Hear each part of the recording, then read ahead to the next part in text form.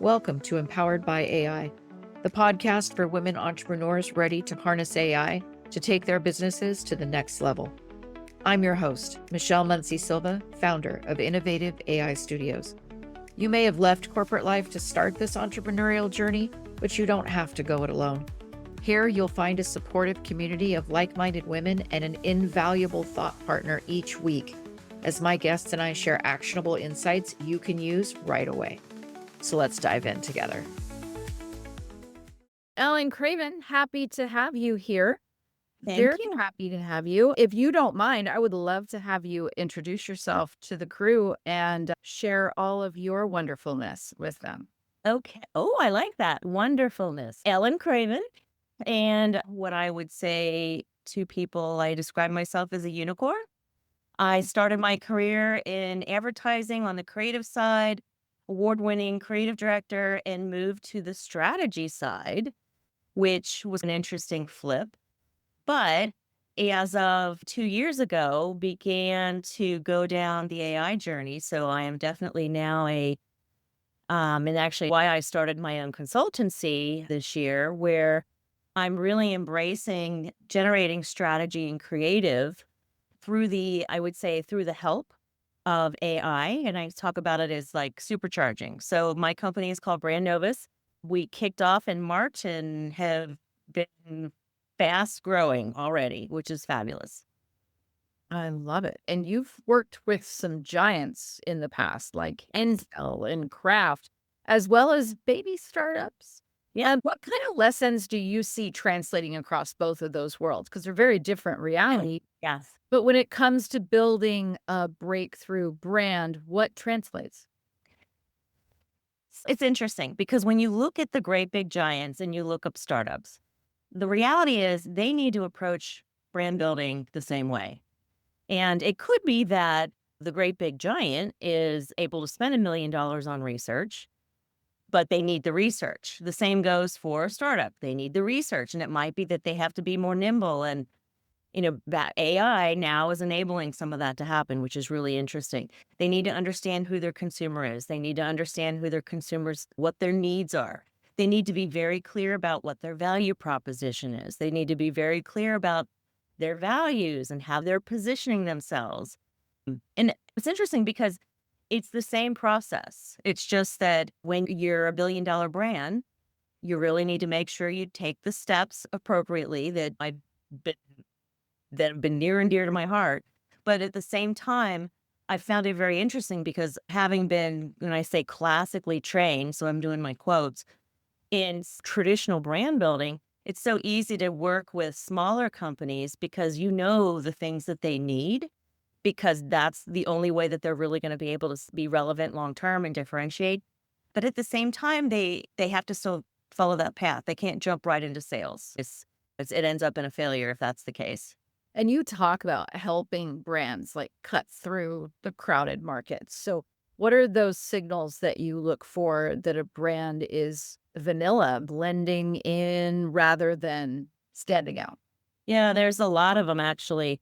The biggest one is the Me Too syndrome, is what I call it, where actually I'll give you an example. I was working with a beverage company a couple years ago, and they brought a seltzer to market because everybody was bringing seltzers to the market. And when you really got into it, they didn't really have a right from that brand standpoint to bring a seltzer to the market that consumers were actually going to be open to, find appealing, believe in, and it ended up having to be pulled. So there's a Me Too piece. And one of the other things that I see happening right now with Me Too is protein in food. Protein, like it was organic, now it's protein. And you're seeing companies coming out with new SKUs that scream protein across, and they all look like they're from GNC now. So I think you're going to start to see some of those brands, or at least those SKUs, those line extensions, sunset because there's really nothing differentiated about it. The other thing I'd say in terms of that blending in, and there's something about the fact that you've got brands whose consumers age out, or that the brand doesn't actually continue to understand other audiences or new generations as well as they should, and how to continue to develop products for them to be relevant to them. And that often ends up in them blending in as well, because they end up in a lot of heritage brands find themselves in that position at some point in time.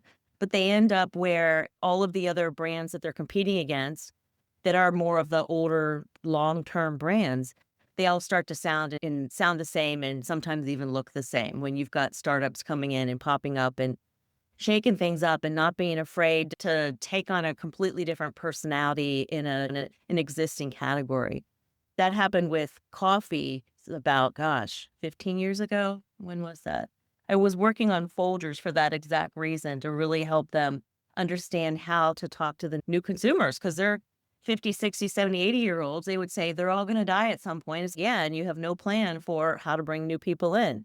But they had gotten to the point where, this was the third one, where the brands really start to rely on past successes and keep replaying them versus understanding that was a success at that point in time. And now they really need to think differently about what success is going to look like. That sounds like they got stuck in the if it ain't broke, don't fix it. Exactly. Wait, hang on a second, because it's becoming broke. Exactly. And unfortunately, it's easier for startups to see that, because they're like constantly looking and constantly having to think about, do they need to pivot? And I see a lot of the larger brands, and I don't think it's as much as it used to be. And I'm sure there's a rationale for that, and I could probably come up with it if I thought about it. But where you've got brands they've been around for so long and it wasn't broken, and then they put themselves into react mode or respond mode. So the competitors did this, now we need to do this. The competitor just did this, now we need to do this, versus really staying true to their goals and their values and why they exist, to really think about how do they innovate and move forward from that foundation. And you're integrating AI into both strategy and creative work now at Brand Novus. So how do you see AI contributing to, or maybe even changing, the way brands have to connect with their audience?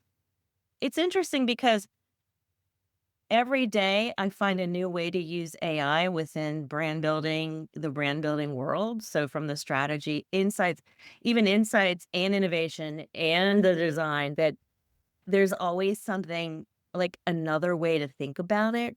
I think that there's something going on right now that AI is able to help brands do things so much faster. I just had a conversation earlier today about, why not ask AI in the morning? Has a competitor come out with a new product in your space, a microbiome product? It's going to tell you if something just launched. So the reality that brands can really stay ahead because of AI is so prevalent. The research piece, I think, is one of those areas that you have to be really careful with, because you really need clean data, and it's hard to have clean data when you're working in chat or Perplexity. It's giving you data based on what other people have given it and what it has access to. So, there is this component of, you can get insights really fast, and you can track trends really easily now. You can get, not just from a competitive standpoint, but even from a competitive threat standpoint. If you have worked through the right questions to ask AI, you can get it to spit out a hypothesis of what they think a competitive threat's going to be based on who your competitive set is. I say we've spent a lot of time really honing our prompts and building our GPTs so we can do those things pretty quickly. And it goes back to that clean data, to where you're not getting as much of what people will call a hallucination. And for me, it's funny because it's not just a hallucination. It's like they're making something up just to make you feel good because they want to please you. It wants to please you. Right. Yeah. It's just, yes, and you liked this the last time I said it, so why not like it this time? But yeah, even just from a creative standpoint, being able to concept ideas faster, or be able to bring ideas to life that you never even would have shown a client, because of the fact that you would have had to spend $100,000 to produce it. And now you don't have to do that. So it's really interesting, because AI can really help generate better creative concepts, come up with insights faster, help you think about maybe new audiences in a different way, all with the right prompts and the right intentions, I should say. and really help you make sure that you're staying connected with your consumer. And again, like even just thinking, how do you stay relevant? I'll keep going back to relevancy. How do you continue to stay relevant? And it can help you with that. Yeah. And I know you're committed to ensuring women aren't left behind in design and strategy when it comes to AI. What are those skills or mindsets, if you will? What are those ones that you think women should focus on right now in order to either dive in or stay ahead even? Yeah, I mean it's interesting because when I think about that question, I have different answers based on the age of the person. Hmm. Interesting. But for me, it's the first one, and a lot of this is coming from I have a daughter who is very anti-AI, and she is a environmental science graduate, wants to save the planet, and doesn't believe that AI should be in existence because of what it's also doing to the planet from a resource standpoint. But at the same time, so that first piece really comes out of her where you need to be open to it because it's not going away. Like, it's not going away. You either need to figure out how to leverage it or like I'll start like understand it, leverage it or master it. And you need to figure out where you're going to be on that spectrum.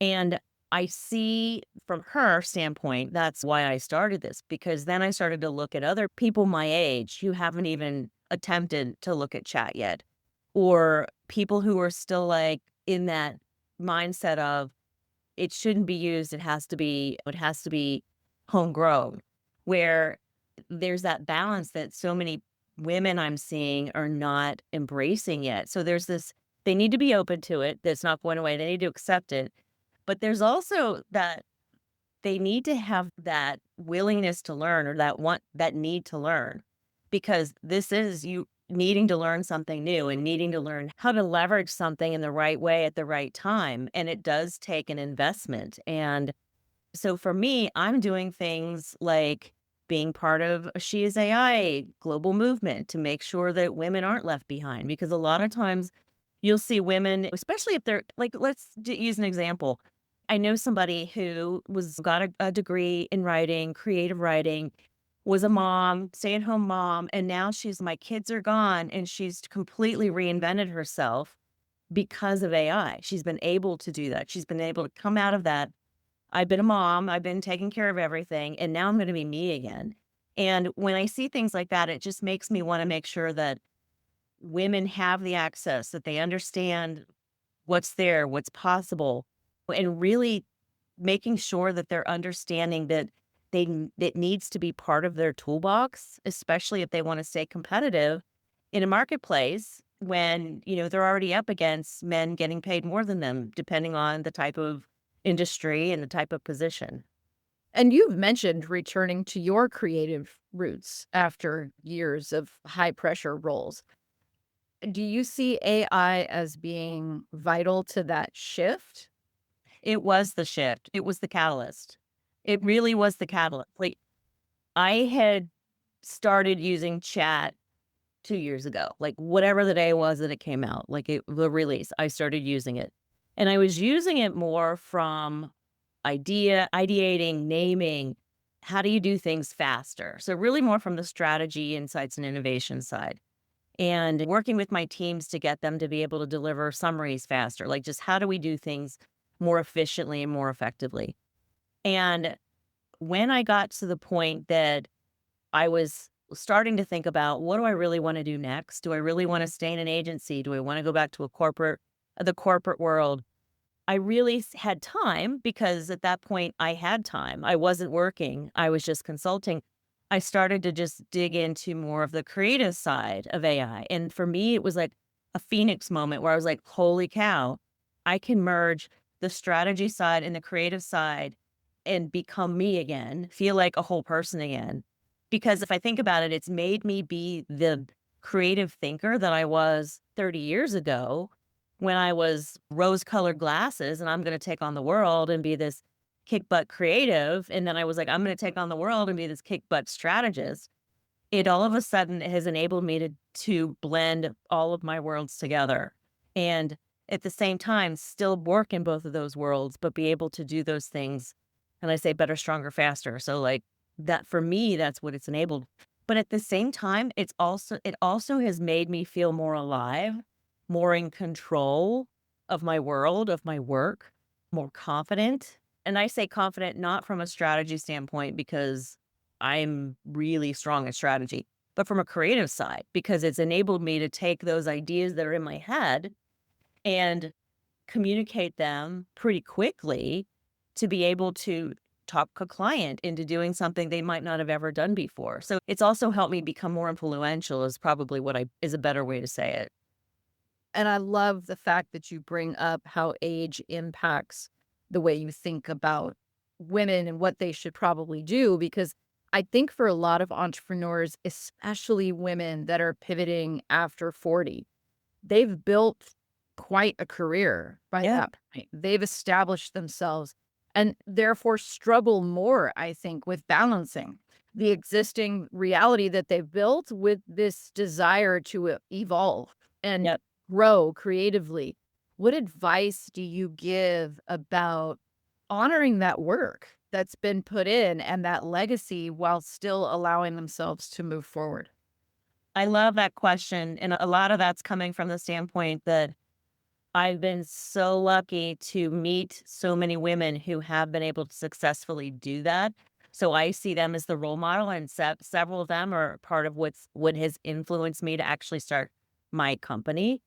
But there is so what you're seeing right now are women who are natural early adopters. They're naturally learning. That's just how they are. And not everybody's like that.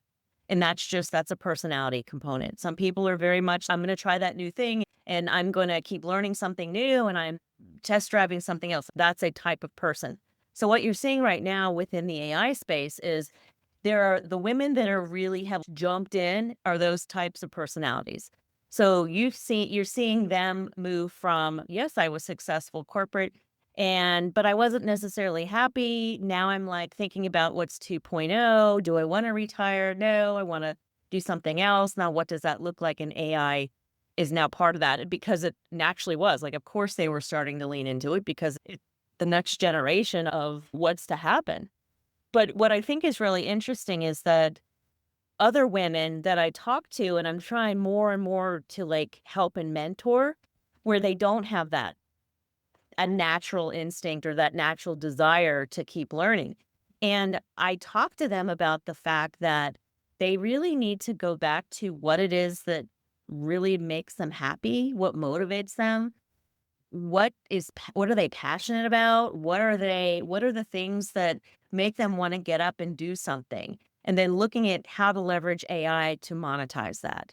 So it might even be that their next generation, their reinvention, their pivot is is not necessarily I'm going to be a synthographer and be award winning, but I might be coming at it from a standpoint of I actually want to be a published writer and I'm not going to be using AI to write. It's going to be me, but I'm going to use AI to help me understand how to get published, how to make sure that have a high performing Substack, have a like AI can be used for so many different things. So really talking to them about the fact that regardless of what it is that they're going to do, AI can help them in some way. And let's take an example. I mean, today consumers are skeptical, they're distracted, they've they know a thing or two because they've seen a thing or two, right? So what is one practical step that entrepreneurs can take to capitalize on to say, for example, learn how to build trust quickly with their audience? So one of the things that I find myself saying a lot more recently, and this isn't totally answering your question, but and it goes back to your tech stack. So there's that, what's your tech stack? And I've started to say part of your tech stack needs to be a human that knows the tech that you need to be using. Like there's something about that. Like I said, there's all these women and men out there who have already jumped in and they are more than welcome to help. And that's been one of the things that I found really interesting with this AI push is that it hasn't been a go away. I'm going to perfect this and I'm going to beat you to the punch.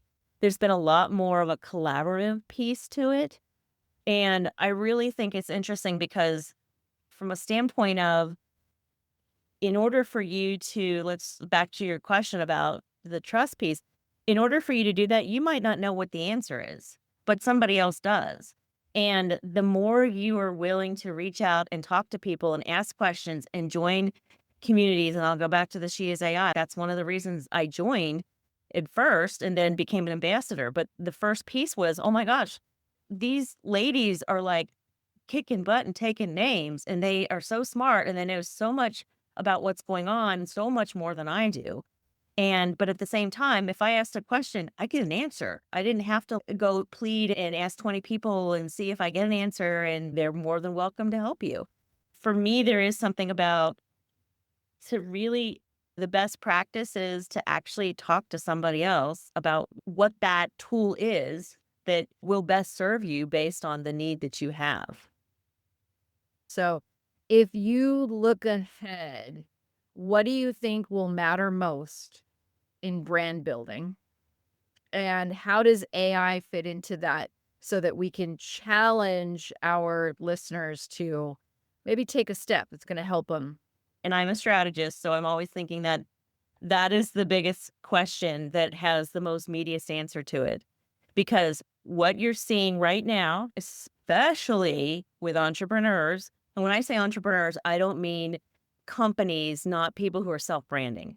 So, because they're able to stay engaged in the AI and make sure it does what it needs it to do. But when I think about brand building, what I'm seeing right now is a lot of startups or even growth stage. So they're not like total startups. So I'm going to answer this two ways. Who are like, holy cow, AI is the holy grail.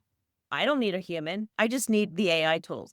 And I'm just going to go at it, and they're going to write on my copy, and they're going to build my website, because all I have to do is go to this app and type in these words, and it's going to build a website. And you're going to hit a point where you have, and it's going to go back to the Me Too. You hear me getting excited. You're going to have so many brands that are going to become generic, or where they're not clearly differentiated. There's no backstory. There's no, or there is, and it keeps shifting, and then their consumers don't trust it anymore. I really think that for me, that's going to hit, and they're going to realize that AI still fits, because at that point, they're going to already see what has failed, what worked and what failed. And if they're lucky, they won't have completely gone under. And at that point, they will realize that AI really can impact them from a brand building standpoint and help them retain relevancy, stay credible. It has to be part of that toolbox in terms of moving forward. And for me, I think it will become, as we're moving forward, it will become more important for the people who have been traditionally trained, that so many people are like, I'm going to lose my job. And I'm like, okay, it's going to be ugly for about 2 years. And then all of a sudden, people are going to wake up and be like, holy cow, why did I not have a human? Why did I not have? Because if you don't have that strategic thinker, that creative thinker, that deep thinker, that person who's going to say, hey, what about? And AI will say that. The human's going to say, what about, within the context of the need or the objective. And I think there will be this like awakening that all of a sudden those people are going to become more important than I think they're feeling right now, and the way that they're being seen right now. So I really think I'm projecting to what I think I'm seeing, based on what I'm seeing, what I think is going to happen. But it does fit in. It's there. Like, I can't even tell you what it would be like for me to not have access to it every day, because I already know how to use it to brand build. So I think maybe what you'll start to see too is this combination of, there'll be a new job title for it. I don't know, creative engineers or strategic engineers, or your brand building. You're going to see a combination of people who have that background of strategy or creative, and they also understand how to leverage AI and maximize its power. And you'll start to see new roles forming that are those people who are brand building, and they've got skill sets on both sides, would be my Yeah. my guess. Yeah, that hybridization of here's everything I learned analog, and now I get what AI is doing in that Yes. sphere, and I Yeah. know how to make it better. Ellen, it has been so great to talk to you. I feel like I just got a mini course. You did. I love it. I love it. So if someone wants to follow up with you, where can they connect? Brandnovus.com. Or, I mean, I'm very good about email and reaching out, Ellen at brandnovus.com. I'm always one of those people that it's like I work to play, which means I'm always willing to like respond to people. And like I said, I'm in that stage of my life when I really want to make sure I give back from a mentorship standpoint and make sure that women are being brought along through this craziness. So yeah. Love it. Thank you so much for sharing your time with us. We are all the better for having you with us. Thank you. It was great. Thank you for tuning in to Empowered by AI. If today's episode sparked ideas, don't wait. Follow the link in the show notes to visit innovativeaistudio.com and download your free resource created to help you put today's insights into practice. Be sure to subscribe so you don't miss out on future episodes packed with more tips, tools, and inspiring stories. Until next time, stay empowered and keep innovating.